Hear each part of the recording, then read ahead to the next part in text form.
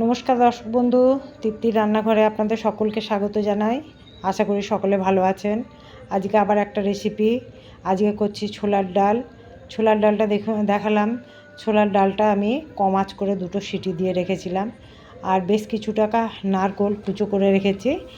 আর দেখুন, আমি 1 চামচের মতো সরষের তেলের মধ্যে গোটা জিরে, একটা শুকনো লঙ্কা ফাটিয়ে আগে ভেজে নিলাম।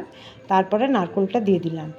নারকেলটা বেশ কিছুক্ষণ ধরে লালচে করে ভাজবো। নারকেলটা লালচে করে ভাজার পর আমি ছোলার ডালটা ওর মধ্যে দিয়ে দিলাম। ছোলার ডালটা দিয়ে দেওয়ার পর ভালো করে সব কিছু সুন্দর করে মিশিয়ে নিলাম।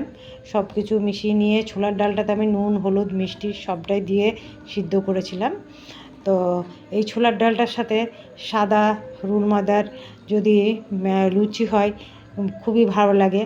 তাই সাদা লুচি, দেখুন সাদা লুচিও আমি করে নিয়েছি। আর লুচিগুলো বেশ ফুলো ফুলো সাদা সাদা লুচি। আশা করছি আপনাদের দেখে ভালো লাগবে। যদি ভালো লাগে তাহলে অবশ্যই একটা লাইক করবেন, শেয়ার করবেন, অবশ্যই সাবস্ক্রাইব করতে অবশ্যই ভুলবেন না।